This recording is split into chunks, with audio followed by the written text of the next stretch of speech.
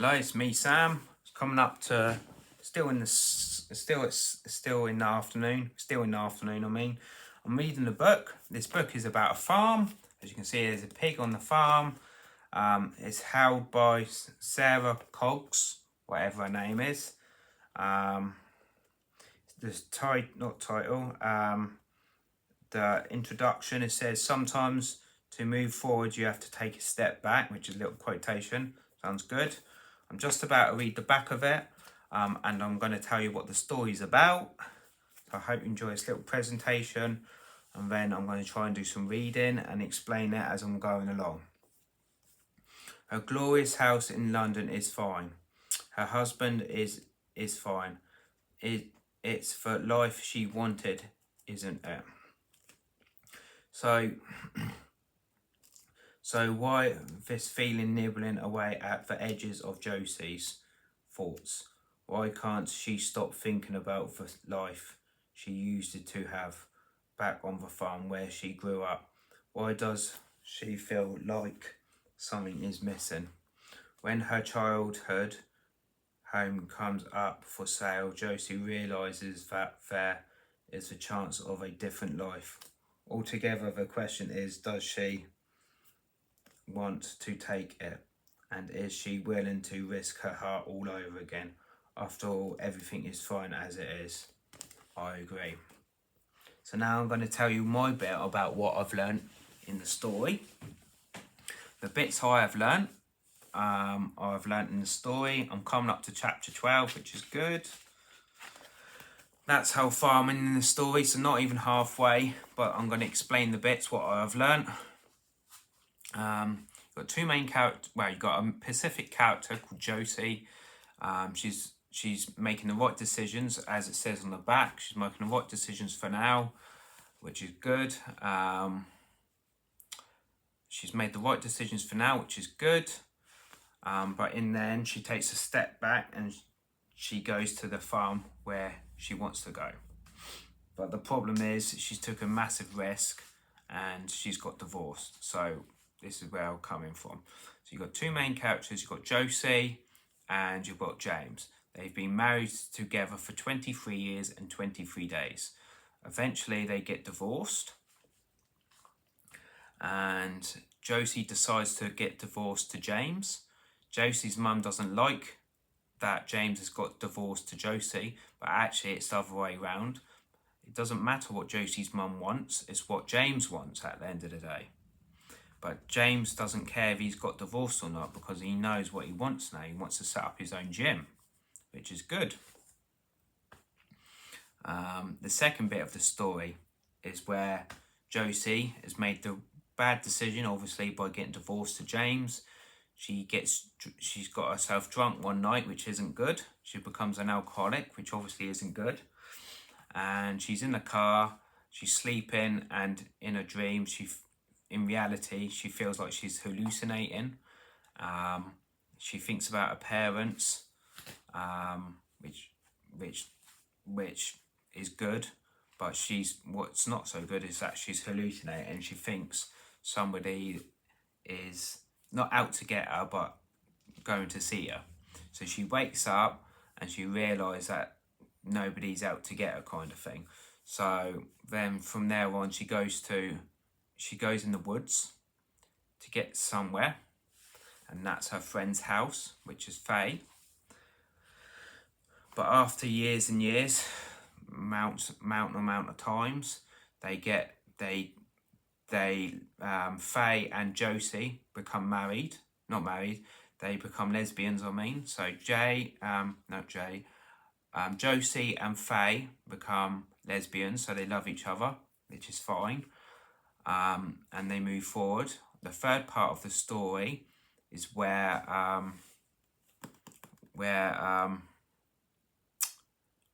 they've gone on the motorway and they've gone to the M6 to the M1, which is the motorway traffic. It's traffic jams, and where they're heading to is that old farm where Josie used to live. But at a old farm, it brings back good and bad memories. Memories about her family and her other side of the family. And because she's got no memories down on paper, no photos on paper, she realises that it's all stored up in her head, which is good, especially if she was a drunk. And Josie's helping her dad out with the baby calf, which is the cow. So she stays over the night. That's about it. That's all I've learned. I'm going to repeat it one more time. Josie and James have been married for 23 years, 23 days. Josie's decided to get divorced because they've had enough. Josie's decided to get divorced to James. That's totally her decision. But now she's brought her mum involved, where her mum has said her mum is not happy with James. It doesn't matter what Josie's mum wants.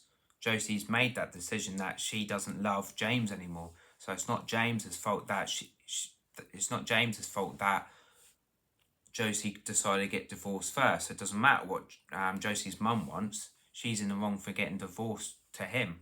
But it doesn't matter, because what matters is now James is moving forward and he's accepted the divorce, which is fine. So he wants to be a personal trainer. He wants to set up his own gym, but he knows that's going to cost a lot of money. So he's trying to work out where this money is going to come from. The second bit of the story, Josie becomes an alcoholic one night, which isn't good. And she's hallucinating things in the car. She's asleep, but she's hallucinating stuff as she's woken up. So she thinks somebody is walking to her when really they're not. So she sorts herself out and she goes to the forest. She gets to meet her friend Faye. She feels a bit off edge. What do you expect? She's been drinking too much alcohol. So she gets to meet her friend Faye, and weeks to come or months to come, they become lesbians. The third bit of the story is they've gone on the motorway to the M6 to the M1, and they've decided to go back to square one, take a move back, and Josie's gone back to the farm where she used to live at, but it's brought back some memories, good and bad memories. The memories about her dad, which he's still alive, and the other memories where some of her family have died. So it's bringing back good and bad memories, and what she's got to be focused on is helping her dad out with the baby calf, which is the cow.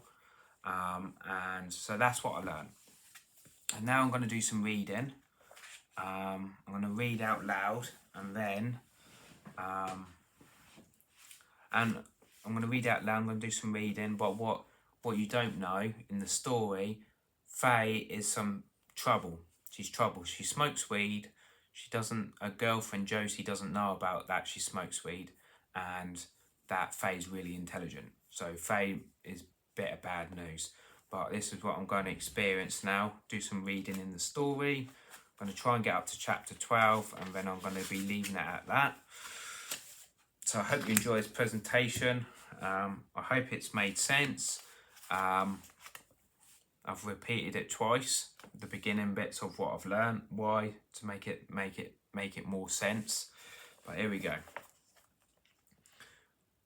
Would say their uni years were formative, but they were more than that to me. They were so very different from my childhood.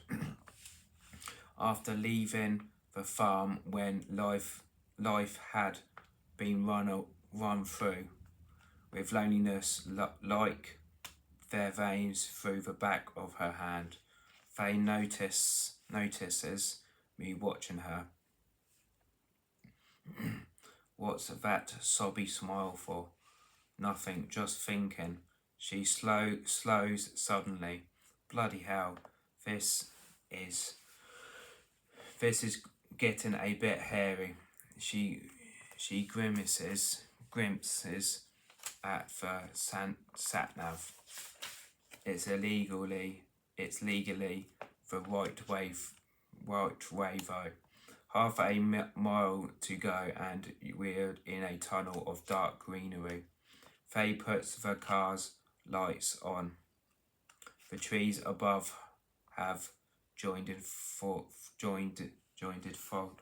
focus to blot out the sky, and it feels less like the magical green tunnel leading up to Sheerness, and more like the area like the area is trying to intimidate us.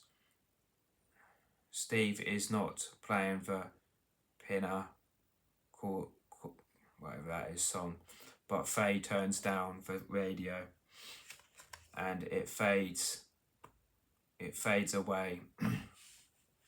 So rightly need to concentrate. Suddenly to Fester's left wheel thuds into a deep rut at the edge of the road. So now you know something bad's going to happen. I reckon that car might crash at some point. Faye pulls the steering wheel right to correct it, just as a huge blue van carries around the corner, coming straight at us and going way too fast. Its front grille seemingly on top of us in a split second, inches away from colliding head on. We don't make a noise, no screams or shouts like in the movies. I brace for impact, and in that fleeting moment I have enough time to acknowledge the irony of me dying in a car crash on the same roads that caused my father's death almost 40 years before. I think of Mum's as Faye wrenches the steering wheel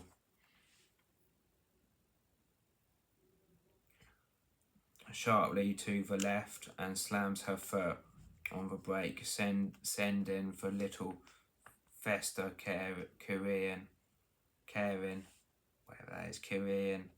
to the side of the bumping up onto the grassy bank, where it lands with an almighty thump. The car rocks for a second as if breathless.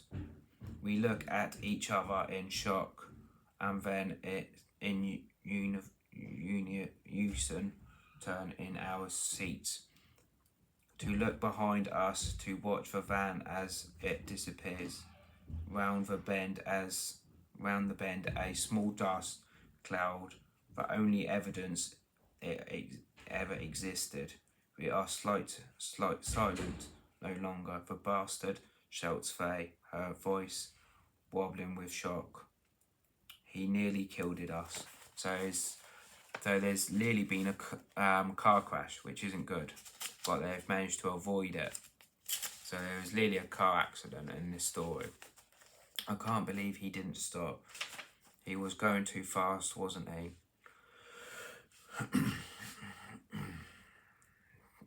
She asked, seeking reassurance. It wasn't her fault, definitely. You did so well to get out of the way. Are you okay? Yeah, just fuming. She looks down at her hands, fingers out, stretched. I'm shaking. You okay? I nod. I feel like I might cry. Do we call the police? She says. For an insurance. That twat left the scene of an accident. That's illegal. I don't know if that counts as an accident, seeing as the vehicles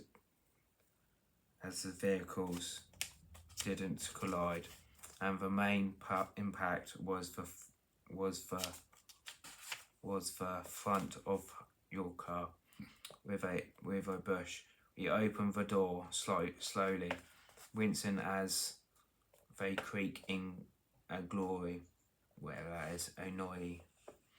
We climb out carefully as if avoiding causing the battery fester any more pain. We might at the front of to access the damage. The passenger side is worse as it took the burnt of the force, and most of the front wheel is visible. From under the wheel arch, sticking out at an unnatural angle, like a footballer's ankle. After a career-ending tackle, the front bumper seems to be hanging off, but it's difficult to tell as that and the radiator grill are buried deep in a hawthorn bush. I put my arm round Faye's shoulders. The wind is picking up, and I get a gob full of hair as I speak. Sorry, Faye. No, she says, it's okay. Most important thing is we're in one piece. Precisely. Her shoulders shiver, and I'm not sure if it's the weather which seems to be taking a turn for the worse, or the shock setting in after such an adrenaline dump. Either way, we need to make a move. Heavy clouds are knitting together in menacing clump, and we're in the middle of nowhere. We take out our phones, but neither of us have any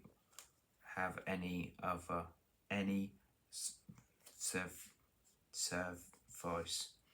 Balls, we say in unison again, and laugh despite ourselves. So I'm going to leave it there. So I'm not going to read a chapter because I've clearly read a chapter in my spare time. So I hope you enjoy this presentation. Bye for now.